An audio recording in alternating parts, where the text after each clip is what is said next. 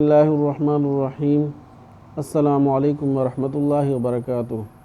سامعین محترم، آپ نے پچھلی ویڈیو میں لام نون را کا مخرج سن لیا تھا، تو ویسے عام طور پر جو کتب میں لکھا ہوا ہے سوائے فوائد مکیہ کے، تو لام نون را کا مخرج الگ الگ لکھا ہوا ہے۔ تو پچھلی ویڈیو میں نے اس کو اکٹھا بیان کیا تھا عارضی طور پر، تو انشاءاللہ تعالی اصل میں ان کا جو مخرج ہے لام نون را کا مخرج یا ضاد کا مخرج، اس کے مخرج کا جو تعلق ہے وہ دانتوں اور زبان کے ساتھ ہے، تو جس وجہ سے دانتوں کے نام آنے چاہیے تو آدمی کو پتہ چلتا ہے کہ اس میں کہاں سے کہاں تک جو زبان ہے اس کا کیا نام ہے۔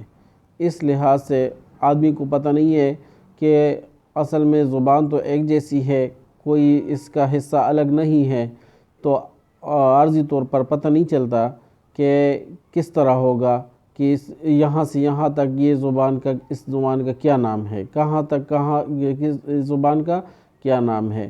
تو اس لحاظ سے سب سے پہلے اس کے لیے یعنی زبان کے جو حصے ہیں تو وہ 3 طرح کا نام ہے: حافظ لسان، طرف لسان اور رأس لسان، ٹھیک ہے۔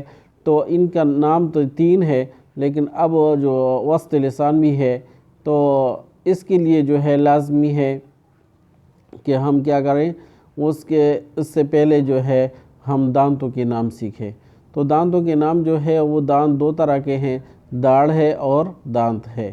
اب اوپر والا جبڑا جو ہے اور نیچے والا جبڑا، یہ دونوں کے دانت جب اکٹھے کر لے تو یہ کل دانت جو ہے وہ 32 بنتے ہیں۔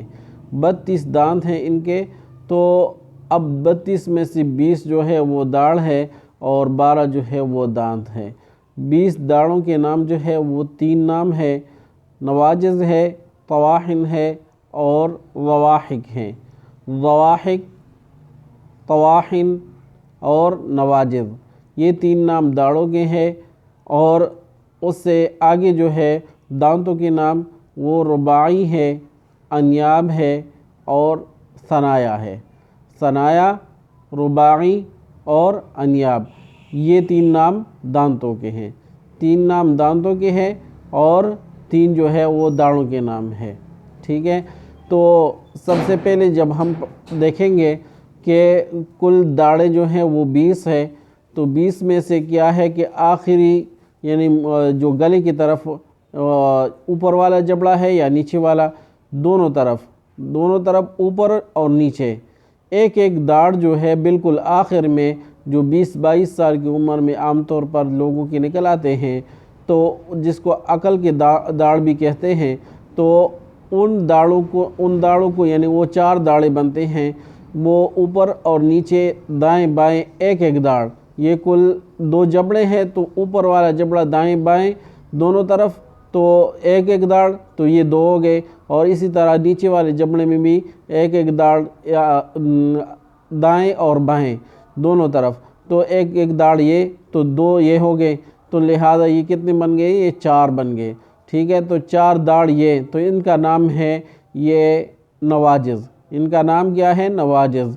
اور اس سے آگے جو ہے بائیں طرف بھی دائیں طرف بھی، اوپر والے جبڑے میں بھی اور آخر نیچے والے جبڑے میں بھی، یہ جو نواجذ سے آگے 3 داڑھ ہے، اوپر بھی نیچے بھی دائیں بھی بائیں بھی، یعنی اوپر والے جبڑے میں بھی اور نیچے والے جبڑے میں بھی، تو ان کا کیا ہے 3 داڑھ ہے، تو یہ کل داڑھ جو ہے یہ 12 بنتے ہیں۔ تو دائیں طرف بھی اوپر اور نیچے 3 تو یہ 6، اور بائیں طرف بھی 3 اوپر اور نیچے، تو یہ کل جو ہے داڑھ یہ 12 بنتے ہیں۔ تو اس لحاظ سے ان 12 داڑھوں کا نام ہے طواحن۔ طواحن کا معنی ہے پیسنا، پیسنے کو کہتے ہیں۔ تو اس لحاظ سے کہ یہ داڑھ جو ہے یہ کھانا جب آدمی کھاتا ہے تو وہ یہ پیستے ہیں، تو اس لحاظ سے ان کا نام رکھا گیا طواحن۔ اس سے اگلا جو ایک داڑھ اوپر اور نیچے دائیں اور بائیں یعنی اوپر والے جبڑے میں بھی طواحن سے آگے اور نیچے والے جبڑے میں بھی طواحن سے آگے، تو ہونٹوں کی طرف یہ جو داڑھ ہے یہ کل 4 بنتے ہیں، اوپر اور نیچے ایک ایک داڑھ دائیں بائیں، تو یہ کتنے بنتے ہیں؟ یہ کل 4 داڑھ بنتے ہیں۔